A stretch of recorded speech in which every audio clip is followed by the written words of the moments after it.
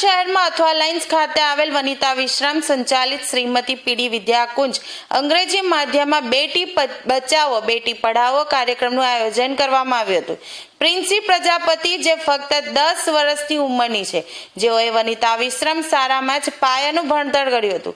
શાળાની વિદ્યાર્થીનીઓની માતાને કાર્યક્રમમાં આવકારીને તેમને પ્રોત્સાહન આપવામાં આવ્યું હતું। બેટીઓ પણ શાળાનું નામ રોશન કરી શકે છે, પ્રગતિના પંથે જઈ શકે છે, તેથી ખરા અર્થમાં ગર્લ ચાઇલ્ડ શિક્ષણ પર ભાર મૂકવામાં આવ્યો હતો। પ્રિન્સિપાલ શ્રીમતી જ્યોતિકા રામનાનીના નેતૃત્વ હેઠળ સમગ્ર કાર્યક્રમ રંગે ચંગે નાચબાજી કરીને કરવામાં આવ્યો હતો।